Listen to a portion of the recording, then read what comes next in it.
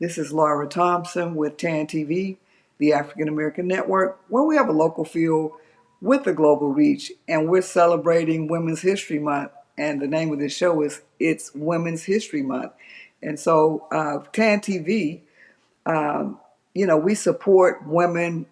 Personally, I like living history. And so I like to find women that are on their journey to making history and beyond. I think that it's important for people to be able to tell their own stories, while they're still alive, so it can come right from their mouth, opposed to uh, history in the 1800s or early 1900s. I just think that it's important that we showcase and spotlight our women as they make history. So this is a special, special, special guest. She don't really know how special she is to me. So, but before we get started with her story and how we connected, can you just tell us a little bit about yourself, like who you are, what you do, why you do it, where you're from, all that good stuff? Absolutely. Well, first of all, it's my pleasure to be here with you to share this stage with you. You're one of my favorite people. For those of you who don't know me, my name is Genevieve Sims. I am owner of the Evolve firm, which is a visual communications firm where we help small businesses brand through graphics, social media, print and promotional. And then also, I am vice president of business professionals at San Antonio. We truly believe in making connections and relationships that matter, especially when it comes to business and connecting our local nonprofits with business owners.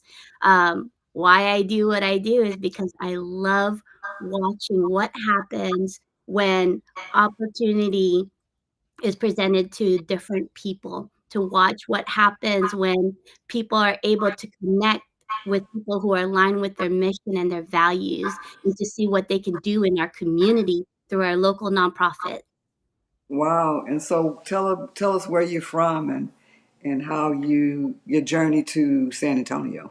Wow, that's a long one. Well, I was actually born in the Philippines in a small island called Bohol, and so Tagalog was my very first language.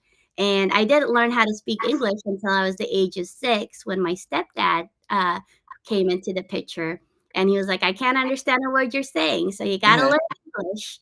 And so he taught me how to speak English through Dr. Seuss books, Wow! So and that's that's love, yes, I absolutely love Dr. Seuss. It's that rhyme, the repetition, and then learning about the English culture. And in '93, Mount Pinatubo erupted, and at that time, that was considered the largest eruption of the century. And so it destroyed everything out there, wow, and our house was destroyed, ashes. It didn't, spew lava, it spewed ashes. There's a wow, lot of destruction. We had to wear masks for months, and it was honestly by the grace of God that we were one of the few families that were able to get stationed out during that time. And of all the places, we got stationed out to Hawaii. wow. And that's why you'll always see the flower in my hair as a representation of the island of Oahu. I know more about the Hawaiian culture than I do the Filipino culture, honestly. Wow. So how blessed is that to be able to get out of an area that was just almost totally destroyed or inhabitable to move to a great place like Hawaii? Absolutely, and, talk about God testing our faith. As soon as we landed, we got hit with Hurricane Iniki. Wow, wow, wow. So you so you've been through it. So you're a Yeah, warrior. You're a warrior. exactly, so that was a testament. I didn't know it, but it was getting me ready for the things to come. Wow. So so so when did you move to the U? Well, I guess Hawaii is the U.S., right? So when Mm, did you move to San Antonio? we moved to San Antonio about 20 years ago, actually. Yes, Okay. my husband is originally from here and his family, and as much as I love my island, it was one of those things, like, if you don't leave, you're gonna get stuck there. Hmm. Wow. Yeah, you're gonna get stuck doing the same thing, just with probably more kids, and so I just had always that always had that spirit of adventure, of trying something new, so that's what I did. Took a step out in faith, and I'm so glad that I did. Wow. So, people see people all the time walking around and they say, oh, that's Genevieve Sims. And they may know you for one thing, but, they don't really know your story or how you got there. So you have a graphics firm or an advertising or media firm now, but I remember you and I met you at your graduation when you graduated from IADT, which is Design of International technology. Design and Technology. So it's IDAT. IADT, yeah, International Academy of Design and Technology. Academy. Okay. Okay. So I had it right at first. Okay. Cool. So I met her there. I was the keynote speaker for her graduation. It was at Trinity University at Laurie Auditorium. I had never spoken at a graduation before, and so I was so honored to be able to do that. My son wanted to attend that college, and he eventually did, but I told him that I was going to speak, and he was really excited about it.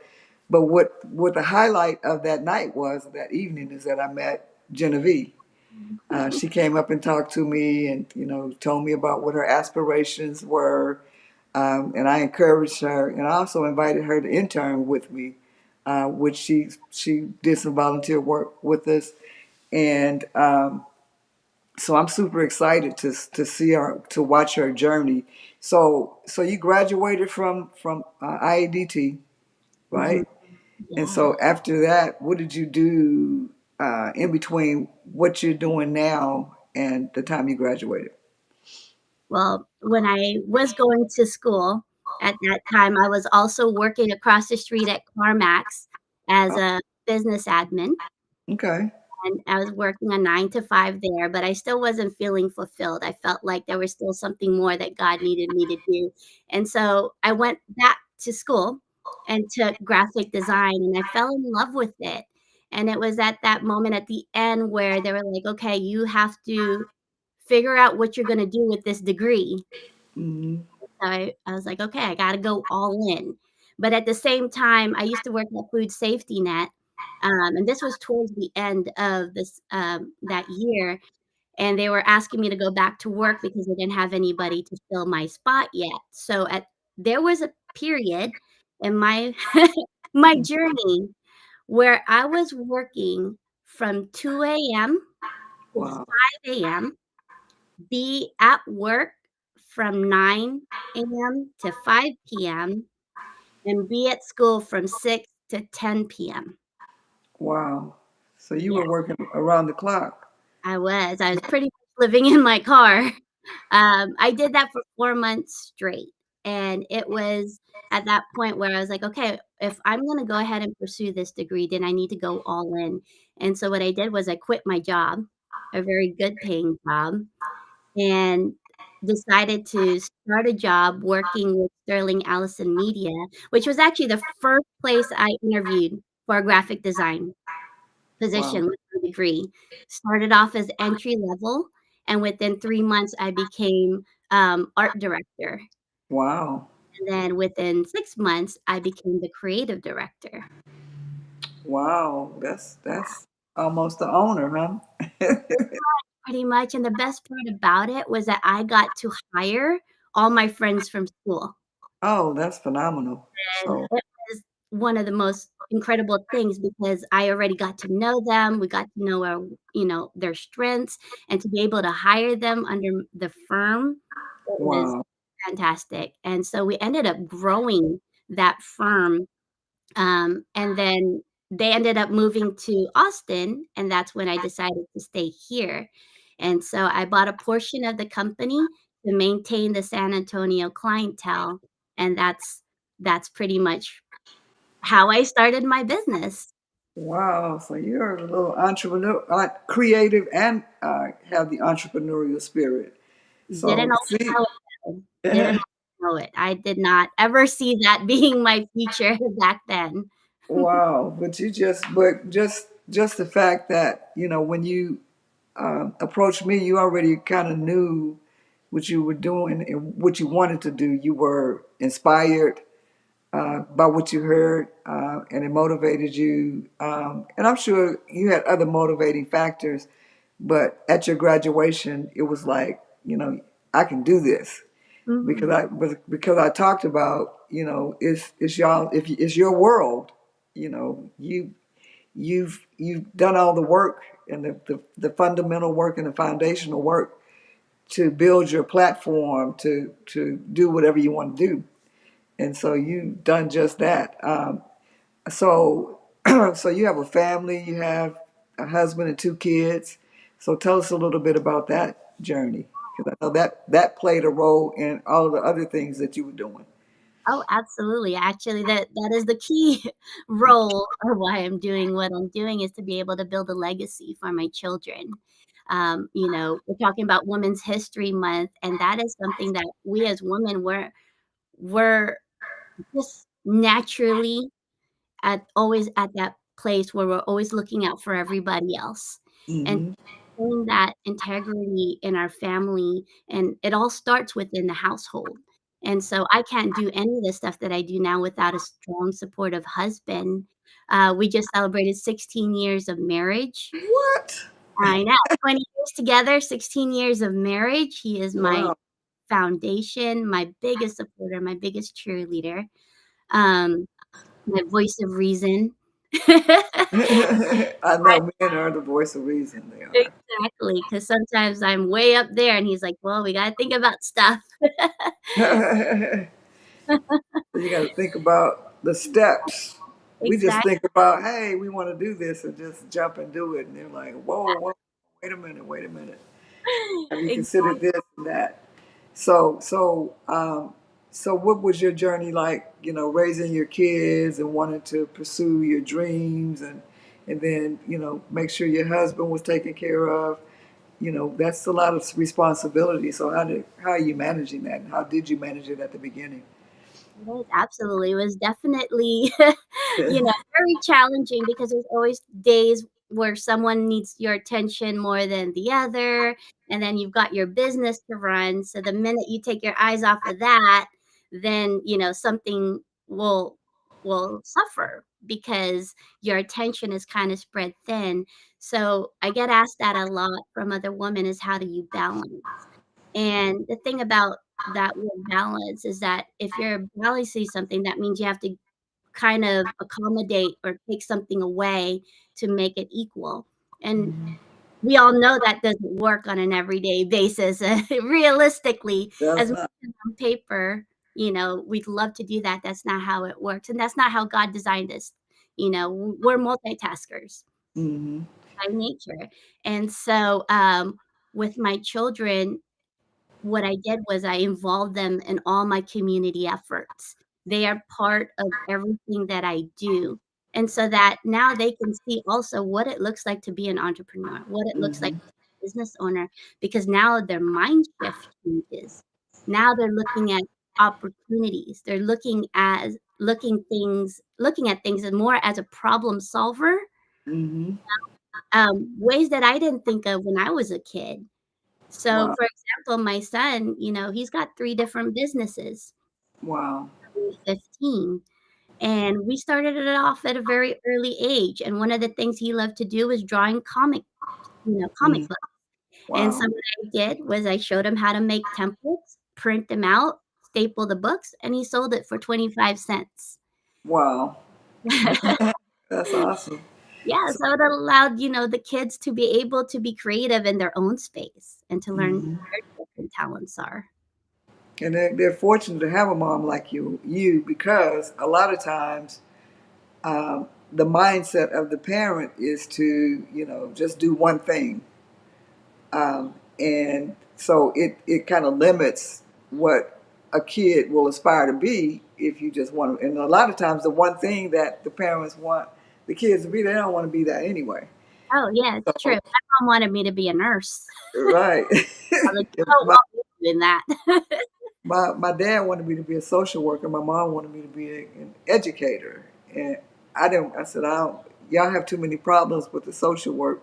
and then I don't want to be in the classroom all day, so I don't want to do that. But I find myself educating and, through other means, but not in the classroom. So the things that, they want us to do, a lot of times we either don't go after our dreams or don't fulfill them, or we rebel and do it anyway, and then make them so proud after after we've got it done. Now we're chasing after their vision of success for us, and that's not something we want to do with our children nowadays, because Hmm. there's so many different ways they can help the community with their Hmm. own gifts and talents, and our job as parents is to be able to nurture that and give them the platform to do that.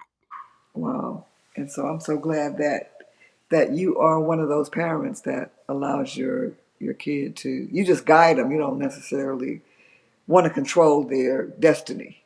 Right, You, I got too much on my hands, I don't need to do that. right? So you got a supportive husband. You're raising your kids. You've got one halfway there at 15, and you've got a 10-year-old. And so and then you were part of a business. He bought half of that company and serviced the clients here that were left in San Antonio. So now you have your own company. So Well, how did that's that, still the same company, so is 15 it? years Is later. it? Oh wow. Wow. Yes. So actually, when I met you, I'd already graduated almost 3 years from the college.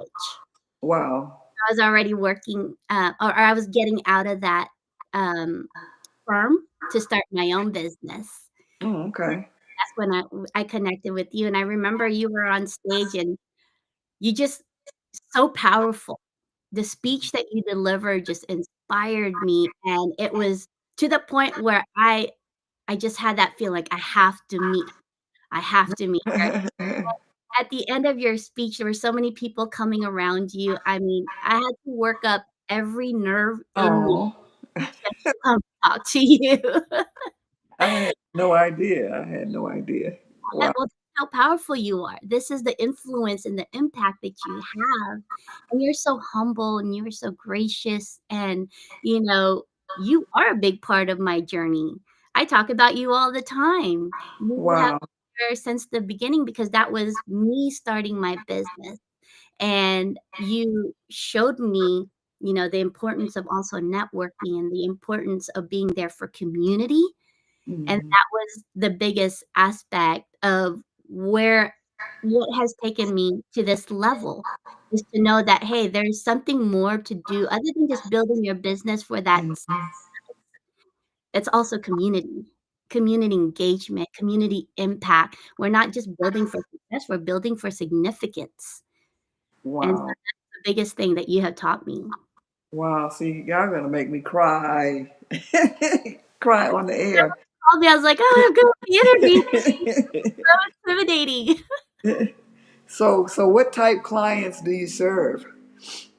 Everything from small businesses, from the small business sector, I help them with their branding strategy. So everything from the beginning of making sure that their business plan is in place, setting the tone for their branding, and then also on the marketing side, making sure that we create those, well, everything that they need as far as print, promotional products and everything on that aspect. And then, of course, social media. We know how big that UGC influence is going on right now. And then also with our corporate clients, we take care of them more on the promotional and printing side as well. But 15 years in business, and Wow. That we is have evolved since then. We started out as the name was Empire Enterprise, okay. and now it's called the Evolve Firm because I we love it. Wow. I love it. I love it. So it's that's amazing. 15 years. I wasn't when you. I don't know when you see somebody when they first start and you see where they are. You don't realize the time lapse in between. And I'm like, you still look the same. You still got the same voice, the same vision, the same. You were already, you were already there when I met you. but you hadn't experienced the things that you have to grow and get to where you are now. But you were already there. I said she's going to be something else. And Means a lot for you to say that. but you were already there. And I see so many people that are there, but they have the vision, but they don't keep going like you did, and so they end up being disheartened because they didn't pursue their dreams or they didn't know how to do it, and you just got out there and did it. But you had great work ethic anyway before you even graduated from college, so you were ahead of the game, ahead of the curve. And Well, I mean, s I gotta tell you this story because this has been one of the biggest pivoting factors in my career is that during, well, about 5 years ago, I merged my company with another company, and that's when we changed the name to the Evolve Firm. And this business partner, I thought, had great intentions, you know. I was focused on scaling, hmm and when you focus so much on that, you kinda stop thinking about these other things because 'cause you're so focused that all these red flags that came up, I chose to ignore it because I wanted to focus on building my business, and hmm it was during COVID. And mind you, we were scaling big. I mean, we had clients up in Canada, in New York, Oklahoma. We spread out. Like, we really developed the business the way I wanted it to with this business partner. And hmm then during COVID, he was like, "Well, I wanna go back to school. I wanna pursue my PhD, and so I can't be a partner anymore." And it devastated me because it happened at the worst time during COVID.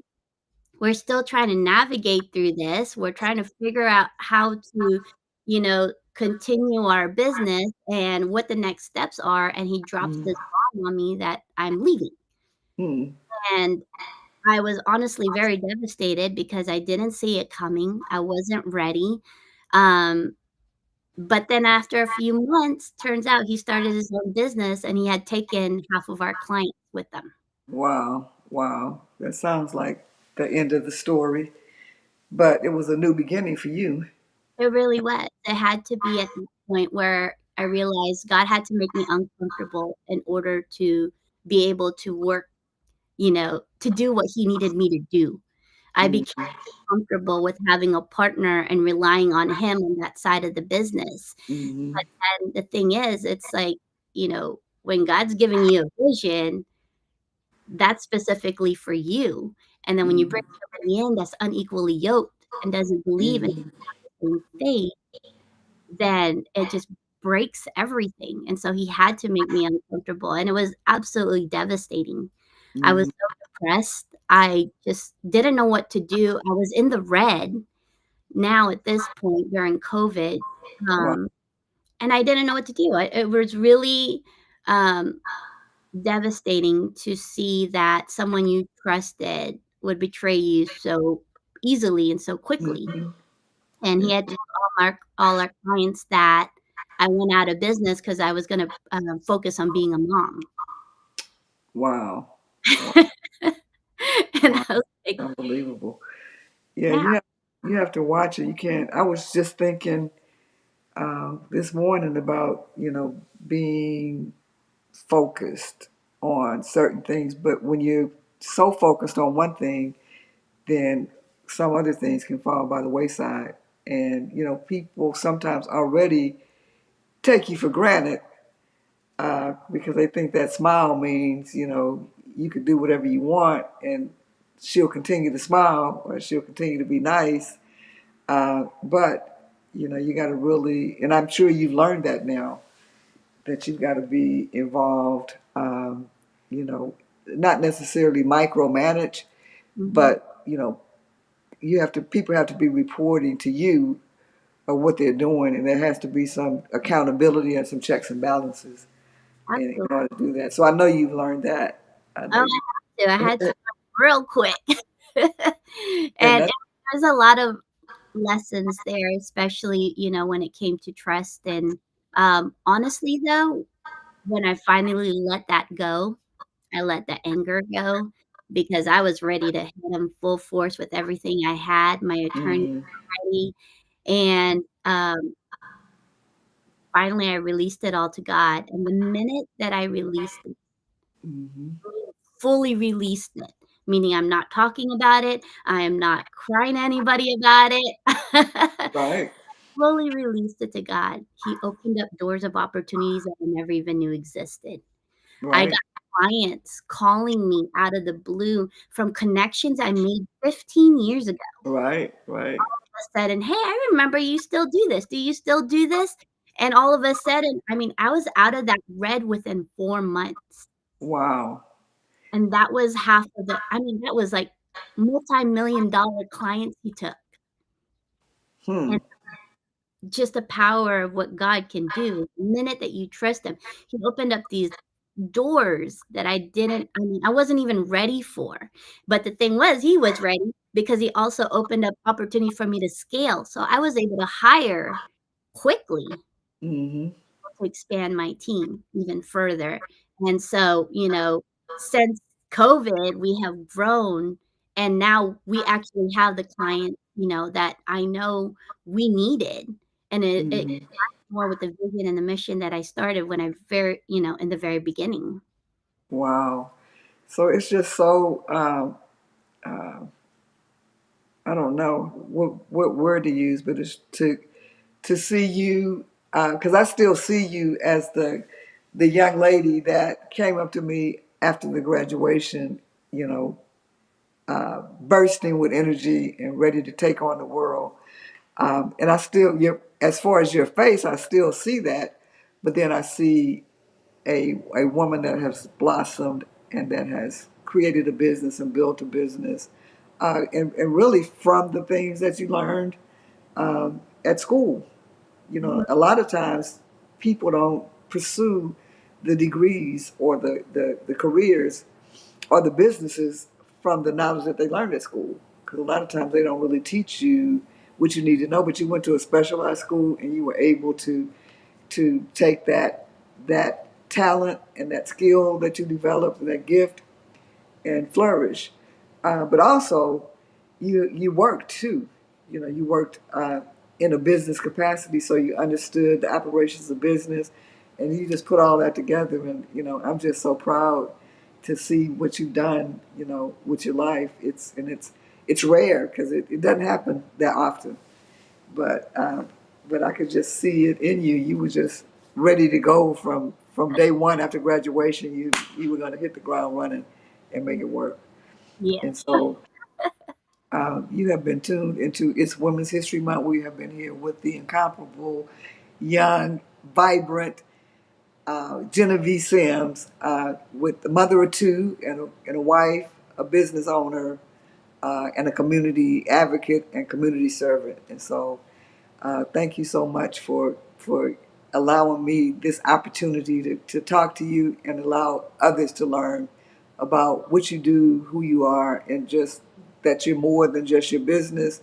You're more than what people see. When you walk around in the community, you're a powerhouse, and I'm so glad that you shared a little bit of your history with us, and we look forward to your continued success to learn more about your story. I'm a living history person, so I like to again hear people's history, as it's in the making, opposed to, when they pass away. So, I think that's so powerful. Thank you so much for having me on your show. What an honor it is full circle, right? right, I'm like this little woman. I keep telling my mind she's not, 19, 20 anymore, although she looks like it, but she's not. So don't underestimate her. No, don't underestimate that smile. So, Thank but thank you so much you. for hanging out with me for a little bit. Again, you tuned into TAN TV, the African American Network, where we have a local feel with the global reach, and we've been chatting with Genevieve Sims. Thank you so much. Thank Ciao. you.